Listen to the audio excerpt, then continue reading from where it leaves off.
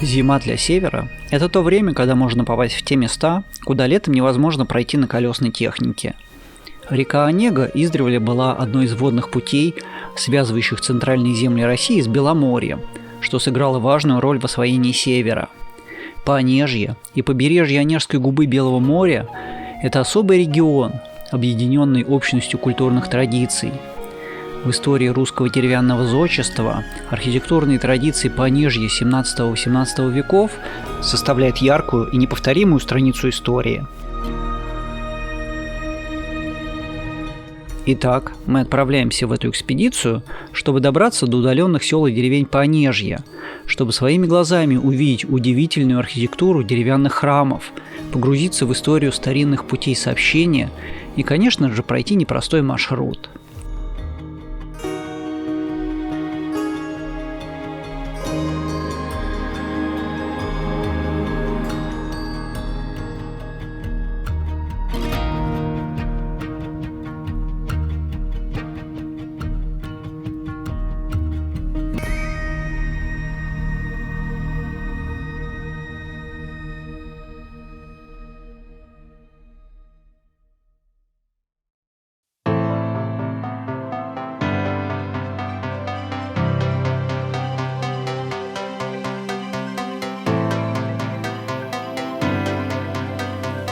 Несмотря на раннее утро 2 января, Москва никак не хотела отпускать. Огромная пробка в результате ДТП съела ценное светлое время. Наш путь из Москвы лежал по Ярославскому шоссе, и в первый день нам предстояло пройти 630 километров до поселка Липин-Бор в Вологодской области. Там мы забронировали первую гостиницу. Зимний формат предполагал, что часть ночевок у нас будет в теплых гостиницах, а часть на природе. 2 экипажами мы стартовали из Москвы, а третий примкнул к нам уже в Липин-Боре.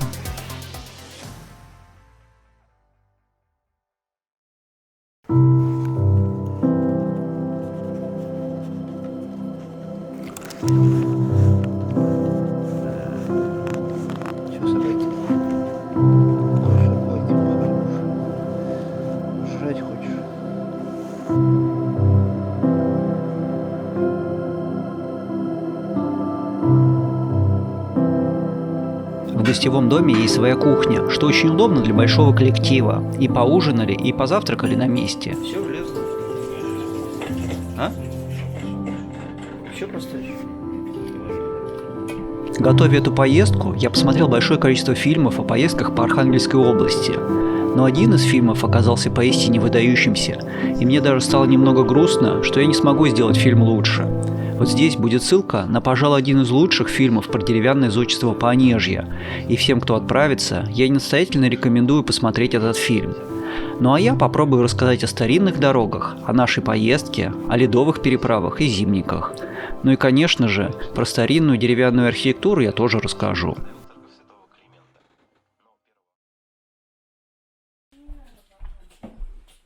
Приятного аппетита. Спасибо. Довольно раннее утро, проснулись сегодня в 7:30. Пока собрались, уже сейчас было 8:30, но все равно достаточно неплохо стартанули. И сейчас мы двигаемся от Липин-Бора в Каргополь. Рассчитываем дойти до Каргополя до 12 часов, чтобы успеть на экскурсию. А дальше решили отправиться по небольшим дорожкам по Ошвенскому тракту в сторону Вершинина.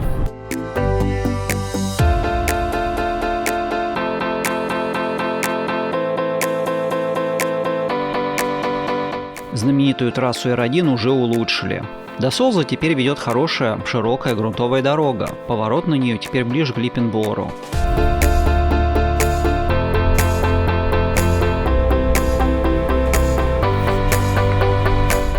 В эту поездку мы отправились на 3 машинах.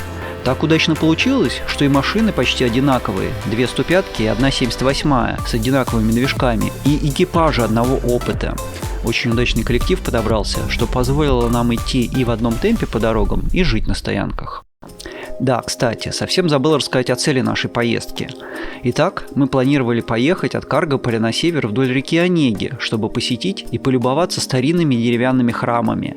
А нашей основной задачей было попытаться проехать до Варзагорского и Малашуйского погостов на берегу Онежской губы.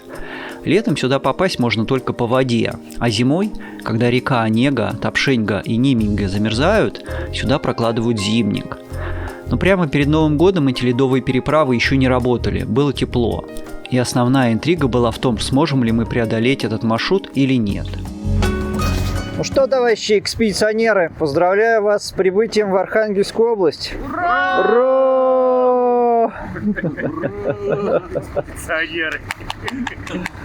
Командовать парадом буду я.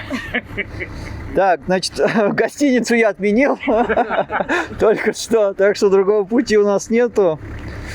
Сейчас тогда... Будем палатку разбирать. Да. Вон сам, да. Сейчас созвонимся, мне кажется, уже тут совсем чуть до Каргополя. Сразу тогда на экскурсию, если получится. А потом тогда мы моемся, заправляемся. И в поля-огороды. И в поля-огороды, да. Начали мы свое знакомство с северной архитектурой из города Каргополь. Даже отправились на экскурсию. Основание города Каргополя считается одним из труднейших в истории. Какие-либо источники, которые сохранились до 16 века, они крайне скудны. Экскурсия, конечно, очень познавательна, но, кажется, будет скучна для Ютуба. Давайте лучше я кратко расскажу несколько интересных фактов о Каргополе. Название Каргополь произошло от слова «карга». На северном диалекте означает «ворона». Таким образом, карга-поле – воронье поле. Хотя есть версия и про медвежью сторону. Каргополь едва ли не ровесник Москве. Первоначальное поселение относится к XI-XII векам. Несколько веков назад Каргополь был крупнейшим торговым центром России. Все дороги заканчивались в одной точке – на Соборной или Торговой площади. Это и послужило основой планировки города и создания городского центра. С севера в Каргополь шел Архангельско-Онежский тракт. С востока через реку переходил Важский путь. С юга и запада, сходясь у города, Вытегорский и Пудожский тракты.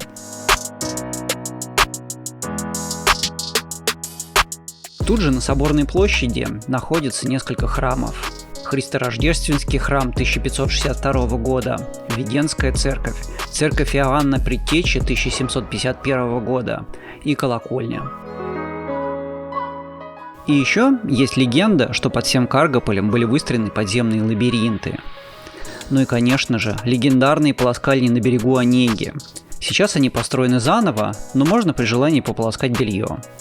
В общем, если не были в Каргополе, надо обязательно побывать. Только будьте готовы к тому, что в гостиницах мест не будет. Аншлаг.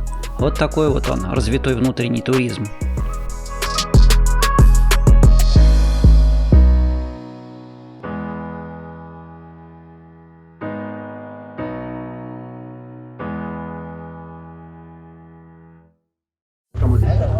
Исторический контекст. Бытовуха. Бытовуха. А, они вилки искали. Январский день очень короткий, и чтобы не тратить драгоценное светлое время, делаем перекус быстро приготовляемой лапшой, просто заливая ее кипятком из термосов. 5 минут и можем двигаться дальше. Смотри, один сожрал, три штучки. 4. Он это прожорливый. Вы меня укатали, сивку-бурку.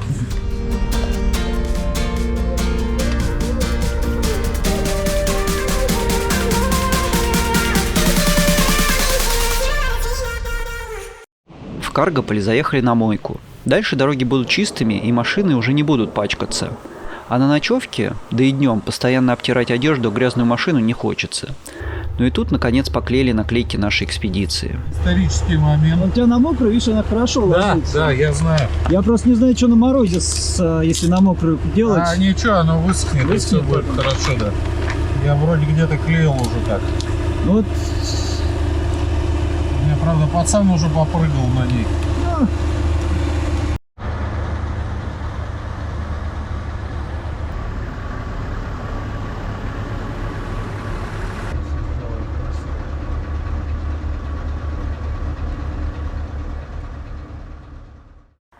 В 5 километрах к северу от Каргополя расположена деревня Заляжье, бывшая Саунина.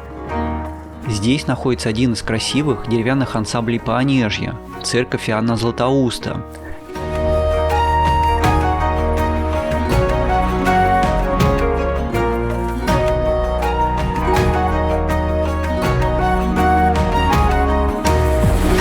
И небольшая колокольня необычной шестигранной формы. Форма шестигранника довольно редка для деревянных сооружений. Архитектура церкви представляет собой наиболее распространенный тип деревянного зодчества – восьмерик на четверике. С западной стороны к четверику храма примыкает построенная позже трапезная.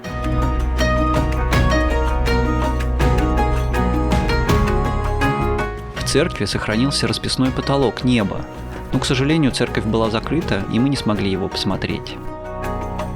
Вы только представьте, церковь была построена в 1665 году, 17 век, а ее можно потрогать рукой. Церковь срублена в обло, а колокольня в лапу. Вот эти вот бревна на своих веках, наверное, много чего видели.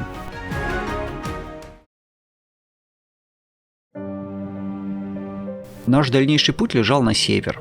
От Каргополя в сторону Плесецка шел Плесецкий тракт, а параллельно ему шел Ошевенский тракт, заканчивающийся в Ошевенске, одном из старинных сел Заволочья.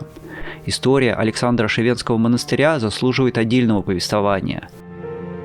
Имя монастыря связано с именем святого Александра Ошевенского, основавшего здесь монастырь. Уже в сумерках добрались до Ошевенского монастыря. Монастырь был основан в 1453 году и поначалу состоял из деревянных строений. Дошедшие до нас каменные постройки датируются 18-19 веками. Самая старая из них, полуразрушенная Успенская церковь, была возведена в 1707 году. В январе на севере темнеет очень рано. Продолжать движение в темноте уже не было смысла. И мы решили заночевать в лесу в нескольких километрах от села Ширяиха. Снега оказалось немного, ровно столько, чтобы по старой колее машина могла пройти. Облюбовали полянку на поле и разбили лагерь, и занялись приготовлением ужина.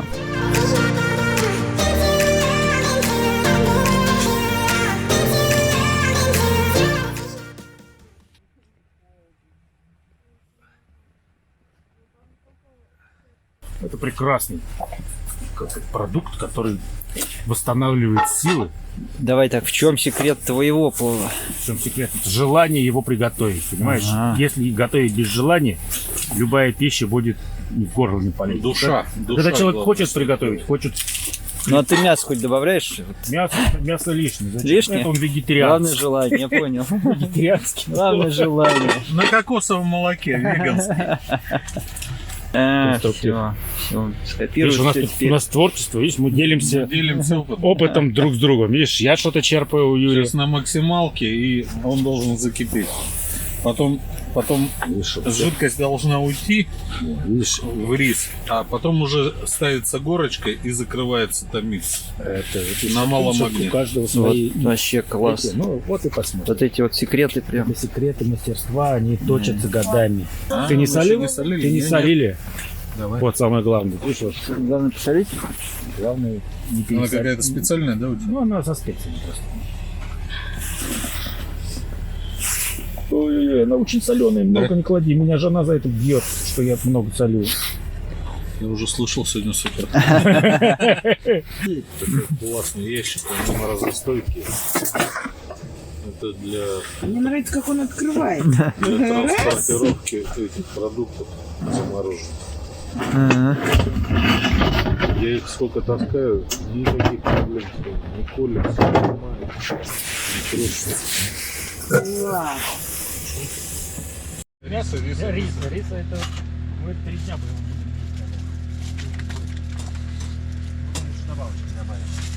Лешич, держи. Ой, давай, спасибо. На.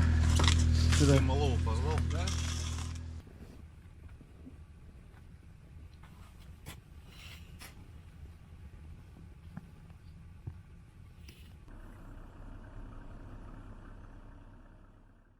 Утром встали рано, еще около 7.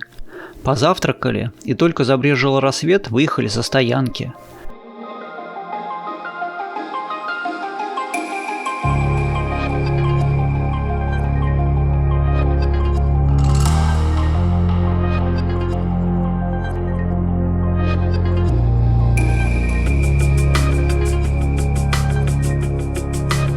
Возвращаемся до Ошевенска. Ошивенский погост входит в ассоциацию самых красивых деревень России. Ошивенское поселение объединяет сразу группу деревень, наиболее крупными из которых являются Ширяиха, Халуй, Гарь, Низ, Погост. Но административный центр – деревня Ширяиха. Река Чурега делит местность на монашескую и мирскую. На одном берегу стоит ансамбль Александра Ошивенского монастыря, на другом – приходская церковь Иоанна Богослова. До наших дней дошел Богоявленский деревянный храмовый комплекс, датированный 1787 годом. Строительство храма длилось 2 лета. В конце XVIII века всюду уже строились храмы типа восьмерик на четверике, а ошивенцы, верной старине, поставили восьмерик от пошвы, то есть от основания, хотя этот восьмерик не всегда угадывается, отчасти скрытый массивными объемами трапезной и алтарного прируба.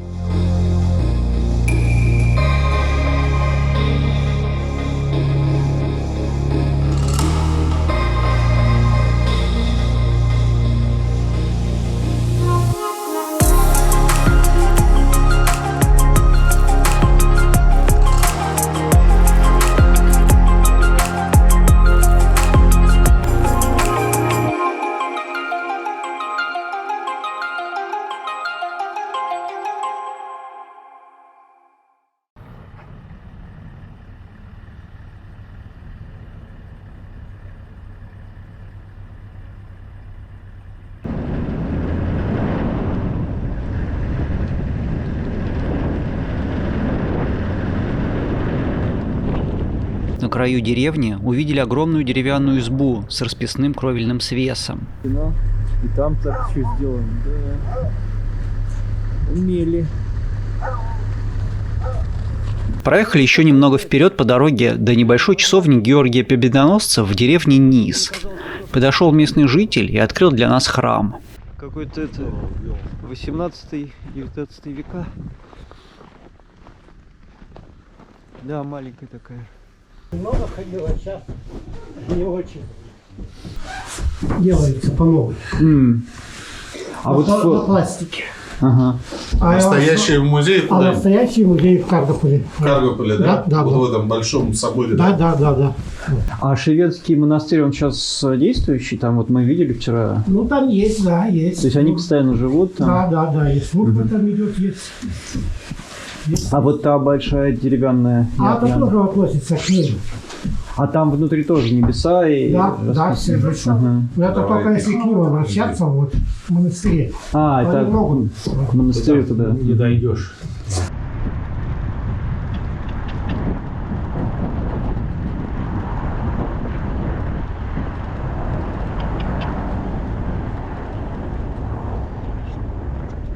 Смотреть, говорю, ассортимент. Ассортимент? Ничего пока не хочу.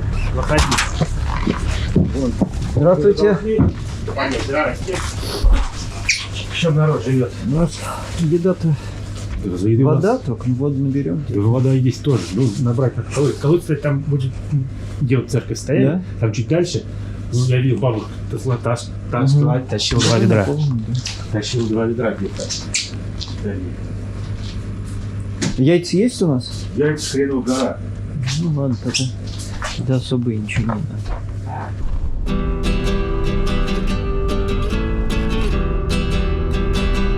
От Ошивенска движемся в сторону деревни Шалаховская. Дорога отличная, почищена, хоть и находится под снежным накатом.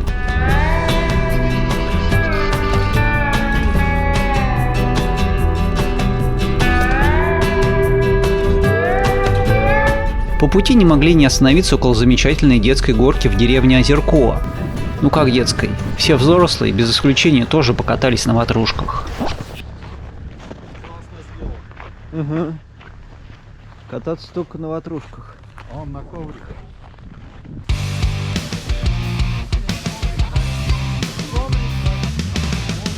Снимаете.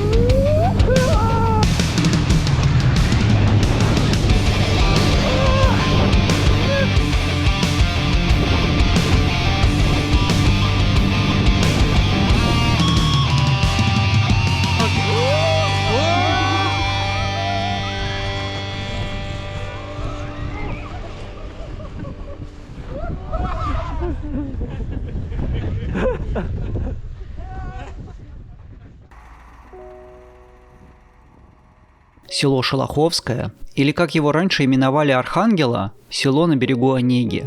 Здесь сохранился ансамбль из 2 деревянных церквей – Сретенской церкви XIX века и Кубоватой церкви Михаила Архангела 1715 года. Причем это единственный сохранившийся храм такого типа на Верхней Онеге.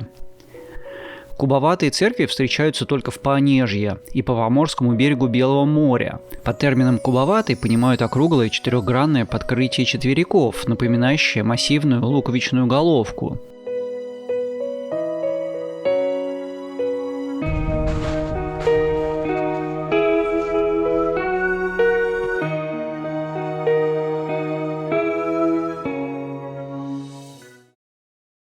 Дальше решили попробовать пойти по левому берегу Онеги.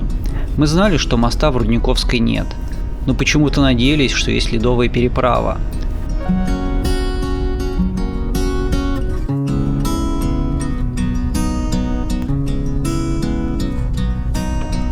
Дорога вьется через череду деревушек, а после уходит в густой и, кажется, заболоченный лес. Долго тряслись по дороге, но, увы, река не замерзла, проезда нет. Пришлось возвращаться до Шелоховской и уходить на трассу. К сожалению, мы потратили много времени на незапланированный проезд. Темнеет, и еще до одной группы деревянных храмов мы доберемся только затемно. Поэтому решили не спешить и встали на обед. Что тебе не надо? Вот, друзья, свернули мы на трассу в сторону Онеги.